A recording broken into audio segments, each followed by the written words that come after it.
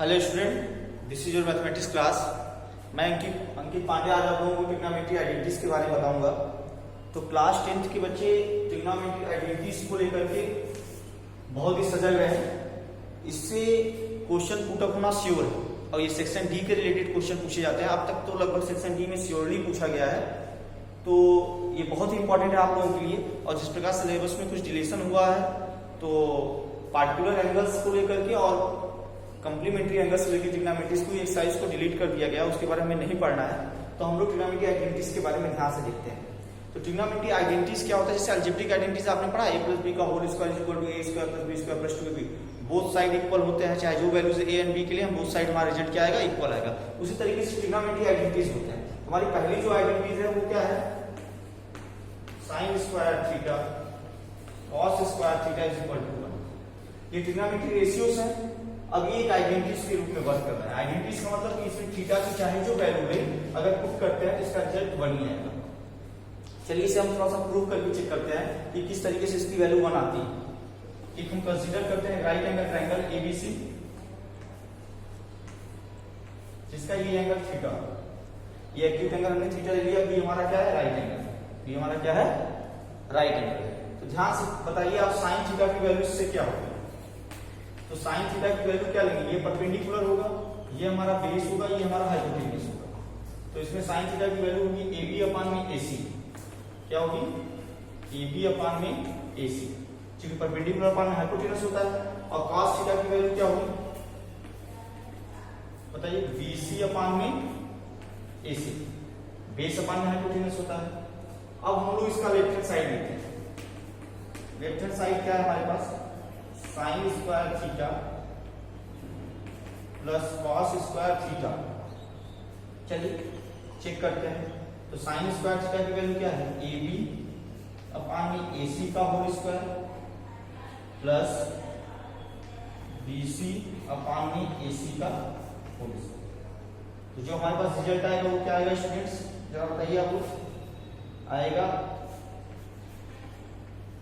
AC का square, ऊपर क्या आएगा?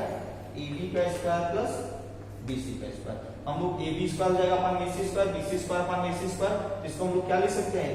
AC स्क्वायर हमारा डिनोमिनेटर सेम है, हम लोग ले सकते हैं AC स्क्वायर, वहां ऊपर AB square plus BC square. हम लोग जानते हैं किसी भी राइट एंगल ट्रायंगल में जो पाइथागोरस थ्योरम होता है वो क्या होता है? कि हाइपोटेन्यूज का स्क्वायर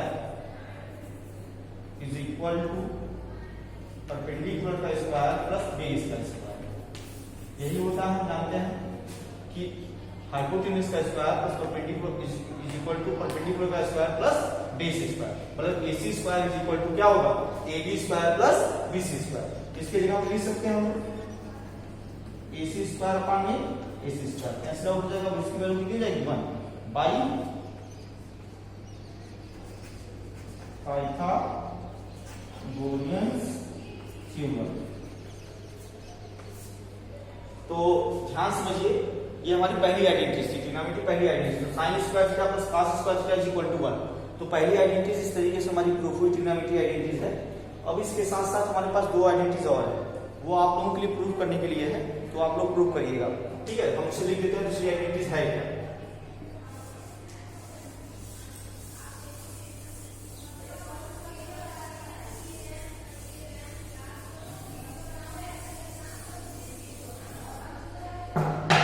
दूसरी आइडेंटिटी है आपकी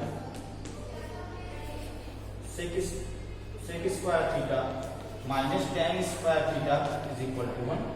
तीसरी आइडेंटिटी है आपकी cosec square theta minus cot square theta is equal to 1। अब इन आइडेंटिटीज को अगर रीअरेंजमेंट थोड़ा सा करें, पहली आइडेंटिटी हमारे पहले से प्रूफ है, sine square theta plus cos square theta is equal to 1। तो ये तीन आइडेंटिटीज को अगर थोड़ा सा रीअरेंजमेंट करें तो हमारे पास क्या बनता है? जरा ध्यान देखिए। अगर साइन स्क्वायर थीटा को उस तरफ लेके जाएं तो क्या आएगा? Cos square theta is equal to 1 minus sine square theta. ऐसा हम लोग क्या लिख सकते हैं? Cos theta is equal to under root में 1 माइनस साइन स्क्वायर थीटा। चलिए sine square theta is equal to क्या हो जाएगा? 1 माइनस कॉस स्क्वायर थीटा। और इसे हम लोग थोड़ा सा और रिप्रेजेंट करें तो sine theta is equal to क्या हो सकता है, अंडर रूट में 1 माइनस कॉस स्क्वायर थीटा। चलिए इसमें चेक करते हैं, sec square theta is equal to क्या हो जाएगा, 1 प्लस टेन स्क्वायर थीटा। अगर थोड़ा सा रिप्रेजेंट और से करेंगे तो sec theta is equal to क्या लिख सकते हैं, अंडर रूट में 1 प्लस टेन स्क्वायर थीटा। इसी तरीके से हम लोग क्या ले सकते हैं, टेन स्क्वायर थीटा, ध्यान देखिए सेक स्क्वायर थीटा को उधर ले जाएंगे, माइनस जाएंगे, माइनस और मल्टीप्लाई हो जाएगा, क्या बचेगा, सेक स्क्वायर थीटा माइनस 1। अगर थोड़ा सा रीअरेंजमेंट और से करेंगे तो tan theta is equal to क्या हो जाएगा, अंडर रूट में 1 सेक स्क्वायर थीटा माइनस 1। इसी तरीके से एक रीअरेंजमेंट और लेते हैं, cosec square theta is equal to 1 plus cot square theta. अगर इसे थोड़ा सा और रिप्रेजेंट करेंगे तो क्या हो जाएगा, cosec theta is equal to under root में 1 प्लस कॉट स्क्वायर थीटा। अब इसके बाद आपके पास आ जाता है cot square theta is equal to cosec square theta minus 1, और इसी तरीके से cot theta is equal to under root में कोसेक स्क्वायर थीटा माइनस 1। तो ये आपकी आइडेंटिटीज यूज है, ये सारी चीजें आपके क्वेश्चन में यूज होंगे डायरेक्टली, तो आप इन्हें बहुत ध्यान से देखिए और लिखिए और लर्न करिए, अच्छे समझिए। पहले तो इन दो आइडेंटिटीज को आप प्रूव करेंगे, बाकी इन दो आइडेंटिटीज को रीअरेंजमेंट करके समझेंगे इस तरीके से, और बाकी चीजें हम आपको बता चुके हैं। कुछ चीजें और भी यूज होती हैं इस चैप्टर, इस एक्सरसाइज में, जो इस ट्रिग्नोमेट्री आइडेंटिटीज को करने के लिए, वो क्या है, रेसिप्रोकल्स का यूज। तो आइए रेसिप्रोकल्स का यूज समझते हैं थोड़ा सा।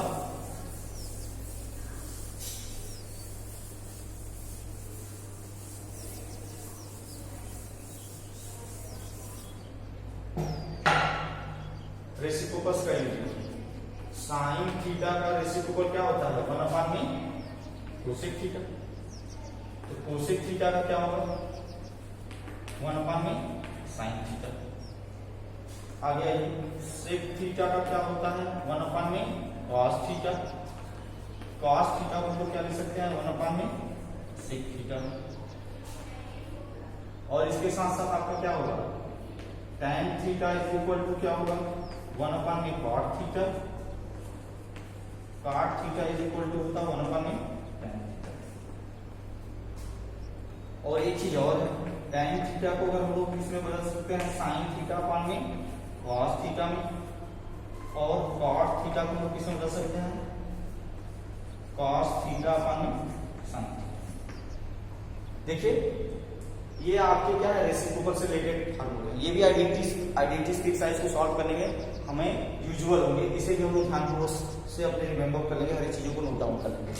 अब इसमें ये आइडेंटिटी से रिलेटेड करने के बाद इस चैप्टर का हम लोग देखेंगे आप लोगों का पार्टिकुलर एंगल्स और कॉम्प्लीमेंट्री एंगल्स पे थोड़ा बहुत चर्चा कर लेंगे, जिससे हमारा सिलेबस पूरी तरह से कंप्लीट हो जाए। तो पहले ट्रिग्नोमेट्री आइडेंटिटीज को हम लोग अच्छे से देखेंगे और इसे देख के समझेंगे इसमें आइडेंटिटीज को किस तरीके से करना है, किस तरीके से समझना है, क्या क्या आइडेंटिटीज होती हैं, कैसे उनका रीअरेंजमेंट के बाद क्या मिलता है, और इनके रेसिप्रोकल्स के यूज कैसे हैं। तो ये आपको करना होगा, समझना होगा, तब आगे बढ़ेंगे। Thank you.